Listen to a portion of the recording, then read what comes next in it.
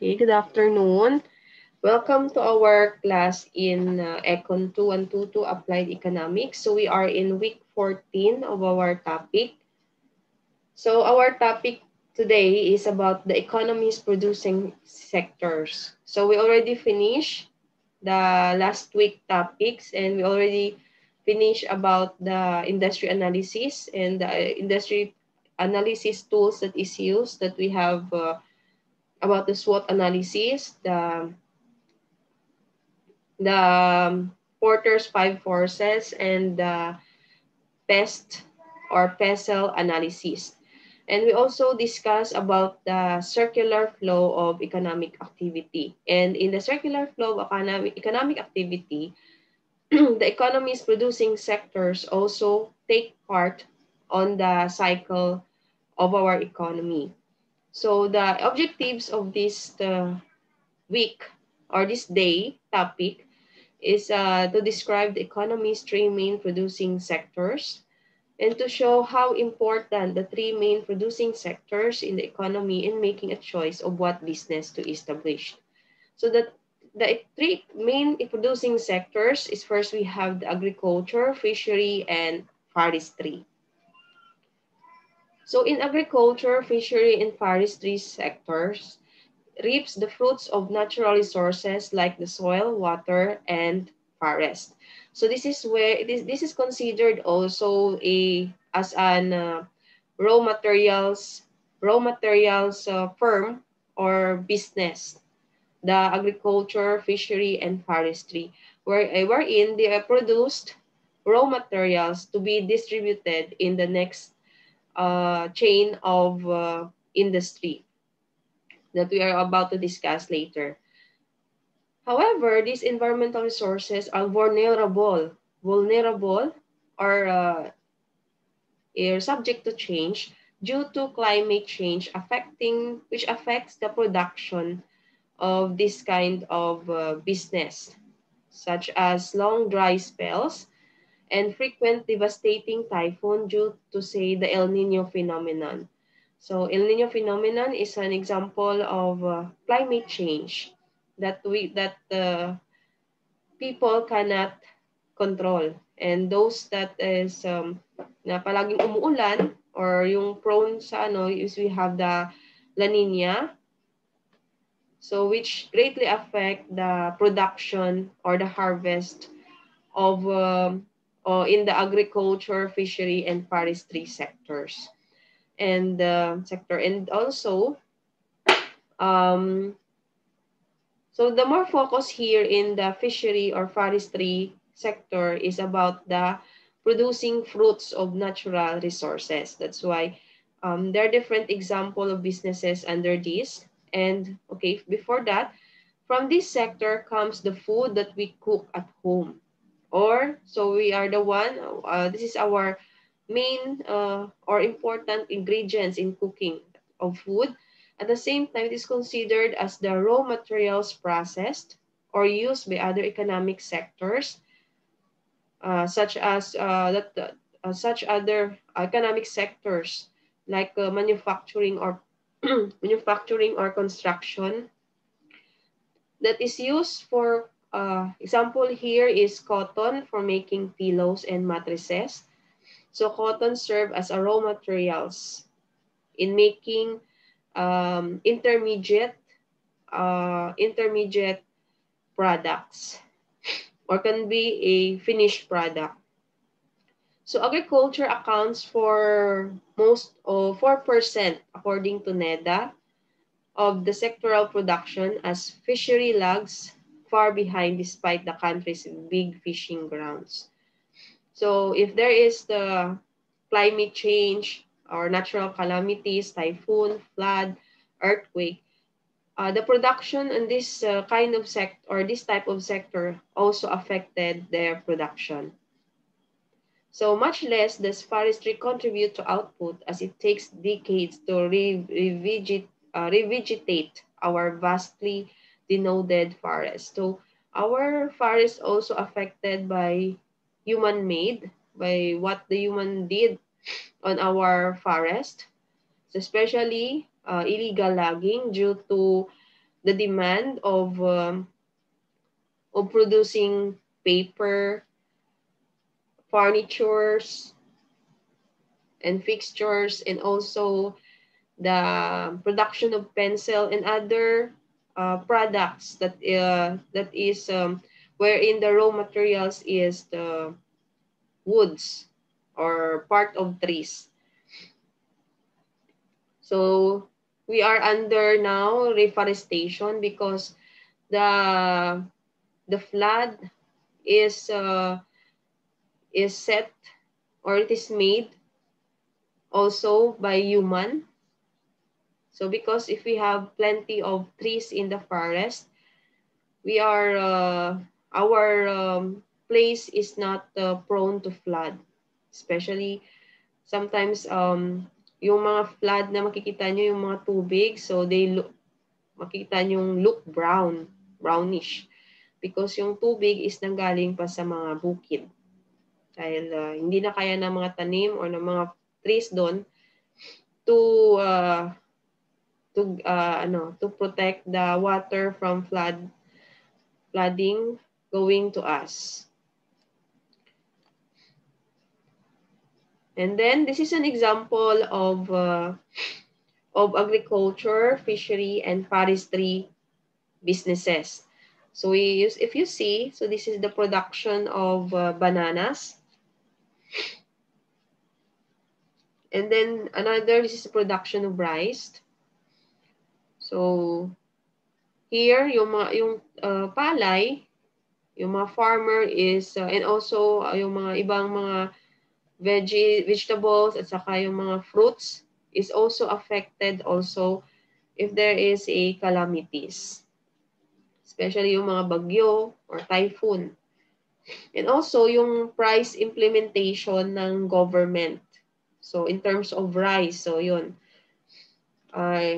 Mababa yung gasto ng mga farmer is malaki, pero yung na-harvest nila is maliit because of or konti lang because of some other factors like yung hindi maganda yung ulan or yung climate, at the same time yung ng tubig, irrigation.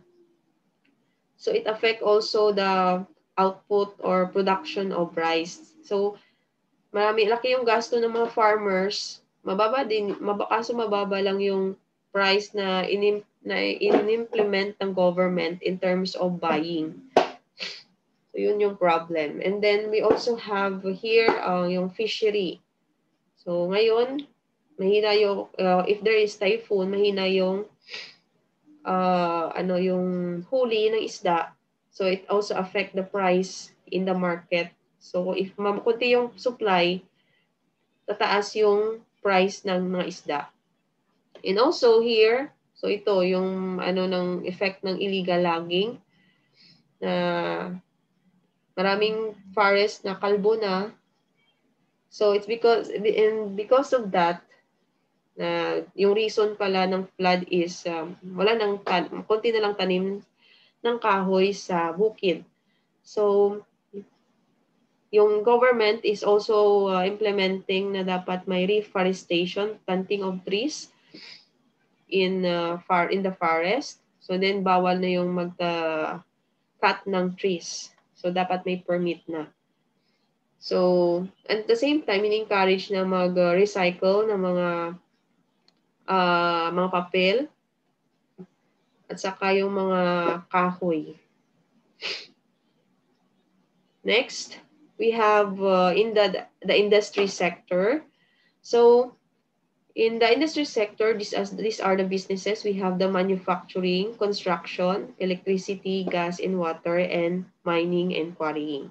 So these are the under industry sector. So in the industrial sector, supposedly processes raw materials from agriculture, fishery, and forestry into intermediate products that are further processed for final products. So yung industrial sector is more of processing from the raw materials that is made from agricultural, fishery, and forestry sector or businesses. Yung pinoproduce nila or binibenta from this kind of sector, are going to process in the industry sector in order in the industry sector from raw materials going to intermediate products that is further processed into final products. So yung from raw materials going to intermediate products in until or up to the final products that is produced by industrial sectors or industrial sector.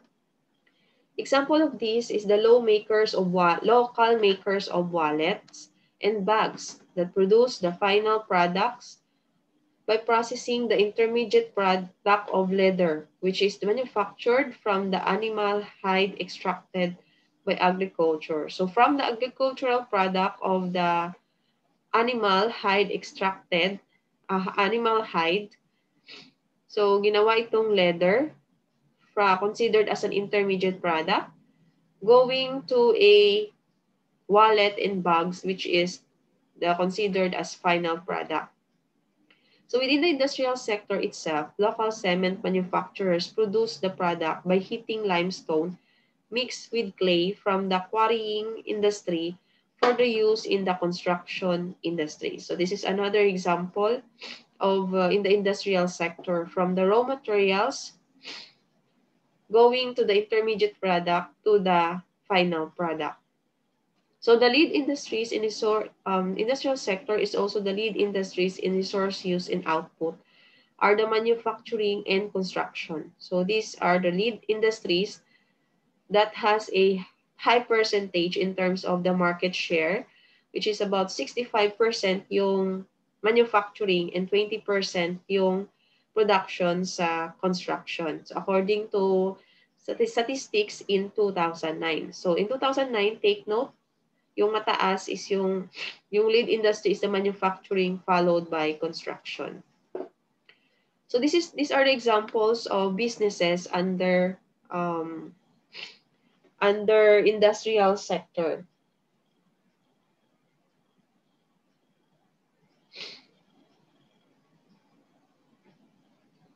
Okay, so like a textile industry. So from a raw materials na ginagamit, for example, textile, so they have a raw materials. Example, yung habi ng hablon. Example lang yon. So from a raw materials of pinya going to pagtahi ng hablon to form a cloth. So intermediate products. Yung raw material is pinya, fiber ng pinya, and then yung intermediate product is yung yung textile or yung tela. And then yung final product is yung gown or dress. Another example of under industrial sector is we have the electronic industry and then also the construction. So let's go to the service. So if you notice, nagko-connect lang yung agriculture, yung agriculture, forestry, at saka yung fishery sector to industry sector. And for the service, so ibang klase naman ito ng type of sector or business sector because this is more of the function or action of human resources. So in service, it includes trade, transportation, communication, and storage, also banking and finance. We also have public sector from the government and also real estate and private practices or services. So in the service sector, it produces the intangible, supporting and complementing alone production in other sectors, as well as its own industries. Example of this is the host transport industry brings input and output among the other industries. Reliant on its activity is the trade industry that takes on the complementary role of marketing the rare reproduced. And also, based on the national statistic, the single biggest industry in resource use and output is trade. In the service sector is about 29% in 2009 record. The trade. Excuse me.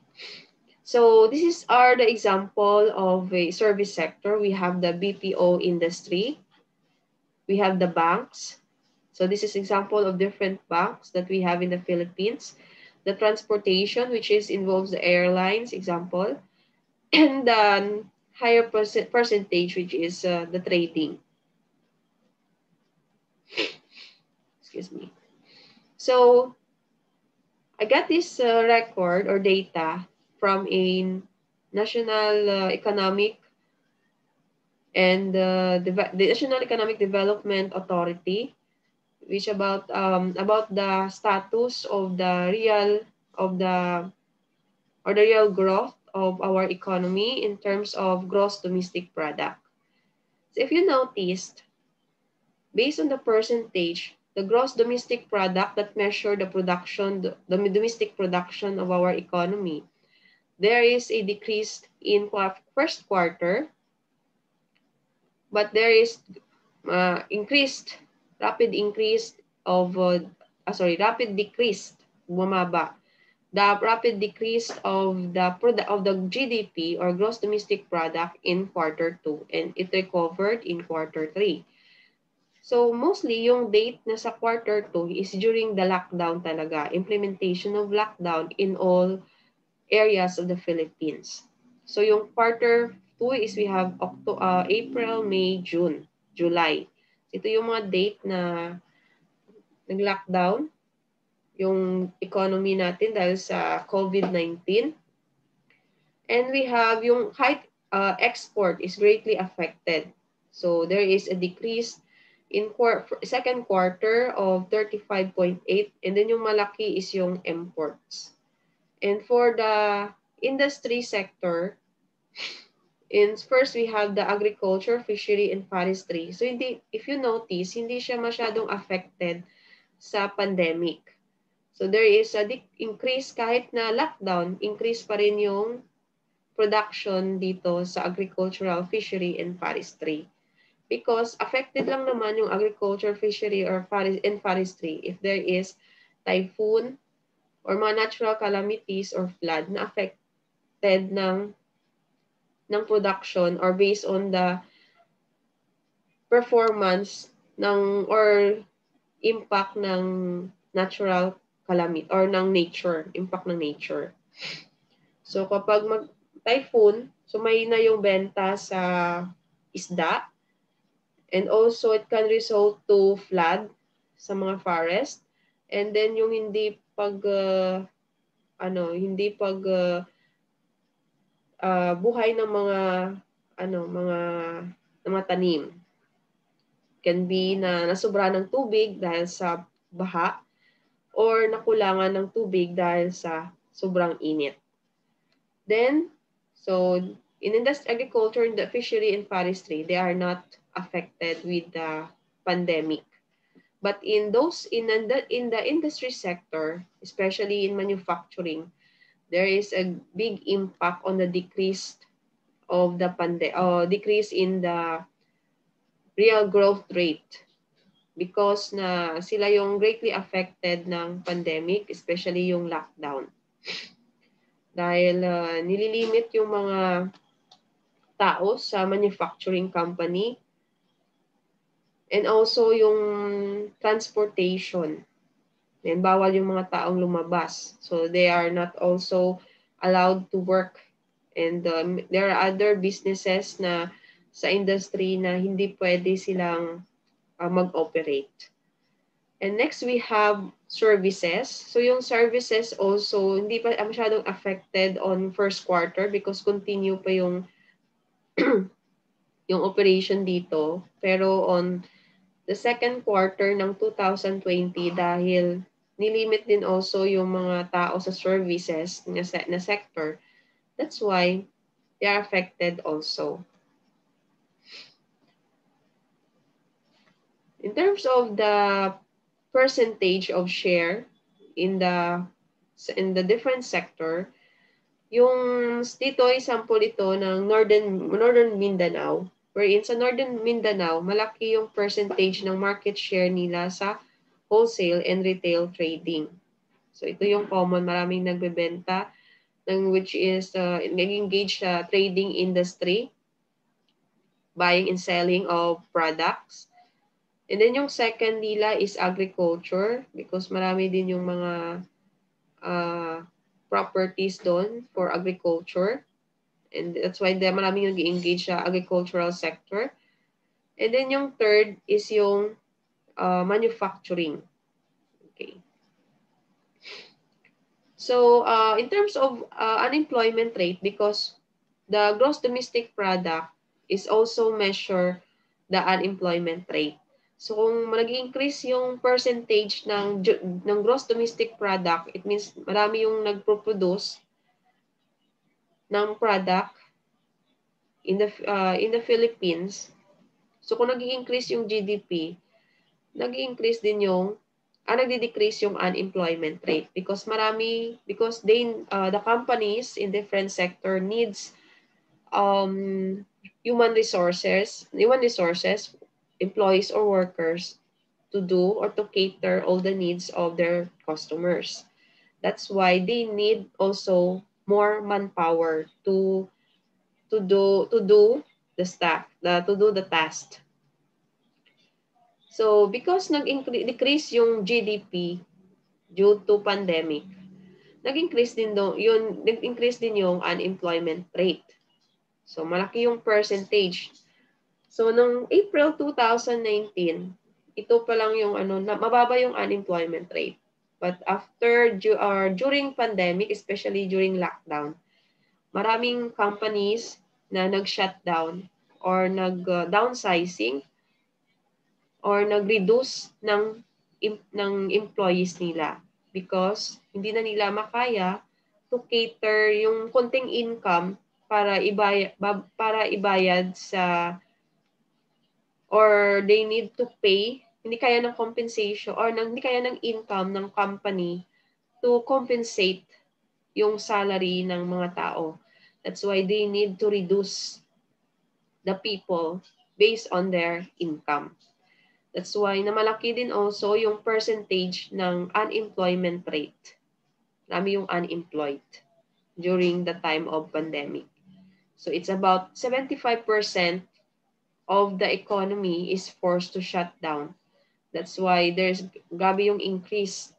There's a sharply increase on the percentage of unemployment rate. But later, on around about July to April 2020, there is also returning of jobs, breakdown of returning of jobs. So, unti-unti naman silang nagre-recover ang yung different sectors.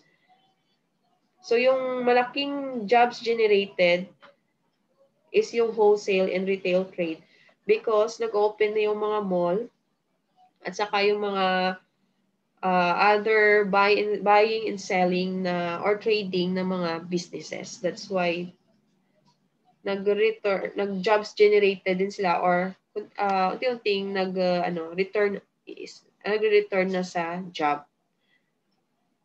And also, another na nag-return sa job, marami din yung percentage sa agriculture, followed by construction, manufacturing, and transportation. It's because malaki doon ditong jobs generated because meron din silang malaking percentage ng market share.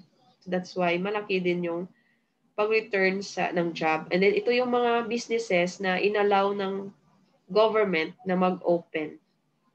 So if you notice, yung top 5 na industry, yung wholesale and retail trade, the agriculture and forestry, the construction, manufacturing, and transportation and storage. And then yung education, ito yung last part because hindi pa ngayon inaalaw yung face-to-face class, only online class. Okay, so that's all.